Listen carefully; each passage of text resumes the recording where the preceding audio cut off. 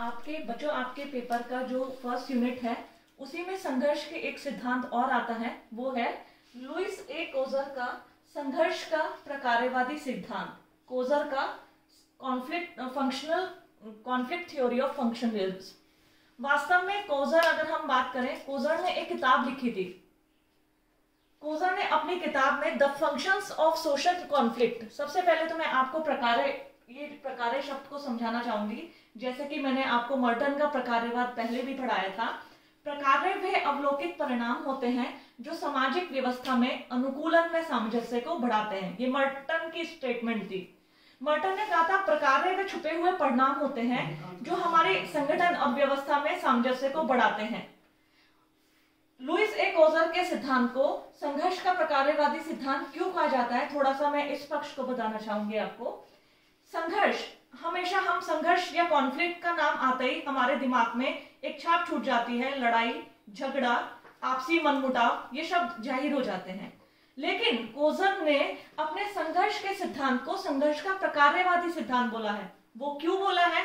उन्होंने बोला है कई बार संघर्ष में ऐसे छुपे हुए परिणाम होते हैं जो लड़ाई झगड़े या मनमुटाव के विपरीत कहीं ना कहीं एकीकरण, अनुकूलन को बढ़ावा देते हैं। आप कहेंगे संघर्ष एकीकरण अनुकूलन को बढ़ावा कैसे देते हैं? इसको मैं आपको एक एग्जाम्पल से समझाऊंगी। अक्सर हम देखते हैं विभिन्न समूहों के बीच भारत में सांप्रदायिकता है। अक्सर किसी न किसी चीज को लेकर हमारे भारत में सांप्रदायिक तनाव होते हैं। विभिन्न क्षेत्र के आधार पर आपसी झगड़े होते हैं। मराठी, बंगाली, बिहारी, इसी प्रकार हिंदू, मुस्लिम, सिख, ईसाई, आपसी झगड़े होते हैं।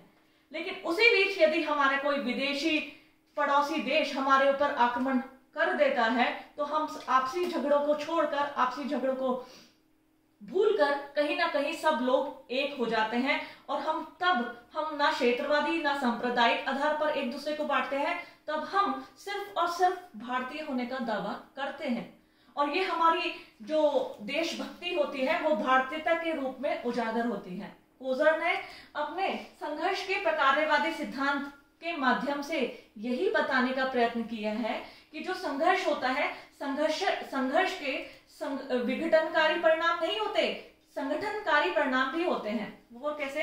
कोजर ने संघर्ष को दो भागों में बांटा, संगठनात्मक संघर्ष और विघटनात्मक संघर्ष। संगठनात्मक संघर्ष, जैसे कोजर ने भी बताया है, अक्सर जो विभिन्न संगठनों के बीच एक दूसरे को जोड़ता है उसे कहते हैं संगठनात्मक संघर्ष। फॉर एग्जाम्पल, अगर हम कहते हैं जो संघर्ष लक्ष्य की प्राप्ति को ध्यान में रखकर किया जाता है उसे कहते हैं संगठनात्मक संघर्ष। उदाहरण के तौर पर, यदि कुछ बच्चे आईएएस और पीसीएस का एग्जाम देते हैं तो वो एक दूसरे को नहीं जानते। लक्ष्य उनका निर्धारित है कि परीक्षा को उत्तीर्ण करना, और सभी परीक्षा में उत्तीर्ण नहीं हो पाते, कुछ ही बच्चे उत्तीर्ण हो पाते हैं। सबका लक्ष्य एक है। ध्यान रखिएगा, मैं संगठनात्मक संघर्ष की बात कर रही हूँ। संगठनात्मक संघर्ष कहते हैं जिसमें सभी का लक्ष्य एक होता है और लक्ष्य प्राप्त करने के बाद वे दूसरे समूह को किसी प्रकार का कष्ट, किसी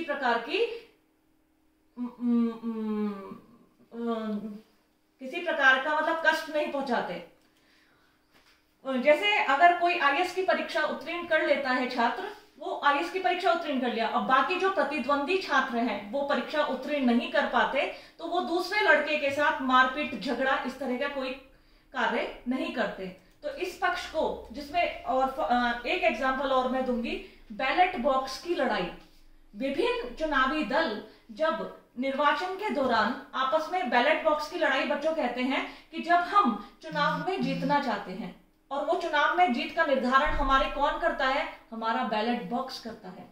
हमारा बैलेट बॉक्स ये निर्धारित करता है कि कौन सा जो प्रतिद्वंदी है वो विजयी घोषित किया जाएगा। ऐसे में जो भी बैलेट बॉक्स की लड़ाई होती है वो भी संगठनात्मक संघर्ष में आती है। संगठनात्मक संघर्ष, मैं फिर से रिपीट कर रही हूँ, जिसका उद्देश्य होता है लक्ष्यों को प्राप्त करना, ना कि दूसरे को कष्ट या किसी तरह की चेष्टा पहुंचाना। ये नहीं होता। दूसरी ओर अगर मैंने आपको बताया संगठनात्मक संघर्ष,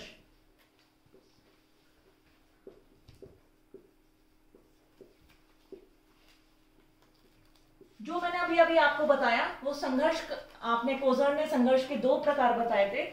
एक बताया था संगठनात्मक पक्ष संघर्ष, और दूसरा बताया था उन्होंने विघटनात्मक संघर्ष।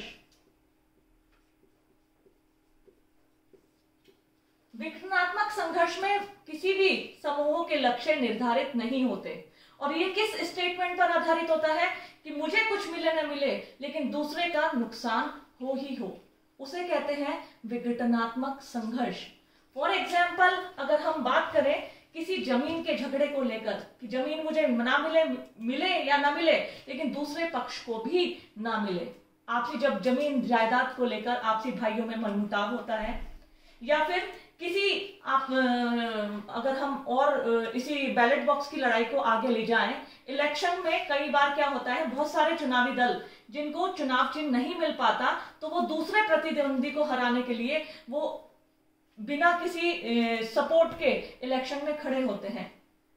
तो इस प्रकार की जो संघर्ष होता है, कौन सा, विघटनात्मक संघर्ष, कि मैं जीतू ना जीतू पर सामने वाले भी ना जीते, और इसमें कहीं ना कहीं दूसरे को कष्ट पहुंचाना, दूसरे के साथ लड़ाई झगड़ा करना, दूसरे के लिए विभिन्न प्रकार की परेशानियों को उत्पन्न करना इसमें सम्मिलित होता है।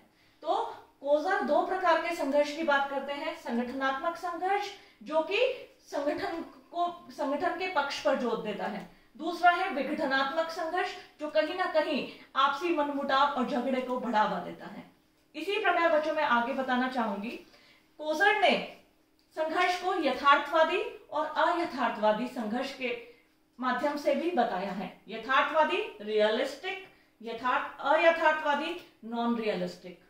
आपने बताया है यथार्थवादी संघर्ष वास्तव में हम यथार्थ तथ्यों पर आधारित होता है। यथार्थ तथ्य अगर हम बात करें कि जो संघर्ष के ऐसे तत्व होते हैं जिसमें व्यक्ति आपस में एक दूसरे के साथ जो होते हैं संघर्ष करते हैं, लेकिन कहीं ना कहीं उसमें संगठनात्मक संघर्ष की तरह आपसी झगड़ा, आपसी मनमुटाव नहीं होता। और वास्तव में अयथार्थवादी संघर्ष की अगर हम बात करें तो अयथार्थवादी संघर्ष आता है जिसमें कहीं ना कहीं दूसरे पक्ष को नुकसान पहुंचाने की चेष्टा की जाती है, पहुंचा दिया जाता है या उसकी चेष्टा की जाती है। और वास्तव में इनके संघर्ष के सिद्धांत को प्रकार्यवादी सिद्धांत इसलिए ही कहा जाता है।